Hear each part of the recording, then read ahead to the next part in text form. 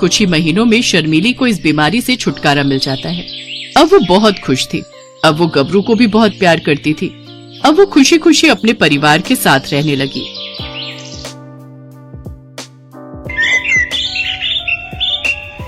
ललिता और उमेश मुजफ्फरपुर के पास बसे एक गांव में छोटा सा चाय का खोखा चलाते थे। रोजाना की जो भी कमाई होती थी उसी से ललिता और उमेश अपना और परिवार का गुजर बसर करते थे। परिवार में ललिता की ननद और 2 बच्चे थे। ये लो भैया जी आपकी चाय। उमेश भाई जरा एक चाय और मठरी देना। ये लो भैया जी। अरे अरे ये बारिश तो बहुत जोरों की शुरू हो गई, पिछले 3 दिन से नहीं रुक रही।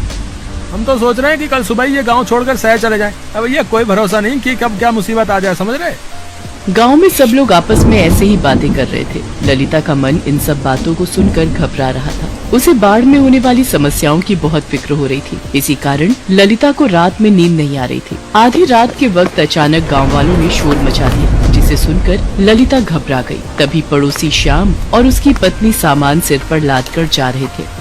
क्या हुआ श्याम भैया, आप सब ये सामान लेकर कहाँ जा रहे हो? ये सब गाँव वाले कहाँ जा रहे हैं? ललिता भाभी, नदी में पानी का स्तर बढ़ गया है। चेतावनी मिली है कि हमें इस इलाके को जल्द से जल्द खाली करना होगा। हाँ। ललिता जल्दी से उमेश को उठाती है, पर तब तक बहुत देर हो चुकी थी। नदी का पानी गांव में फैल चुका था। पूरा गांव बाढ़ की चपेट में आ चुका था। लोगों के घर उस बाढ़ में डूब रहे थे। कुछ ही देर में सब तबाह हो गया। हे भगवान, अब क्या होगा? हम इस बाढ़ के पानी से कैसे बचेंगे? बंटी, पिंकी, जल्दी उठो, हमें यहाँ से जाना होगा। भाभी, ये सब क्या हो रहा है? बाढ़ में हमारा पूरा घर डूब गया है। माला, ललिता, तुम दोनों जल्दी जल्दी सामान उठाओ, हमें यहाँ से दूसरी जगह जाना होगा। जिसके हाथ में जो सामान आया उसने उठा लिया। पानी का स्तर लोगों के सीने तक पहुंच गया। चलते चलते उमेश, ललिता दोनों बहुत थक गए। उनकी जान पर बनी हुई थी। उमेश ने बेटे को कंधे पर बिठा रखा था। बहुत दूर तक चलने के बाद भी उन सबको कहीं कोई शौचालय नहीं मिल रहा था। माँ,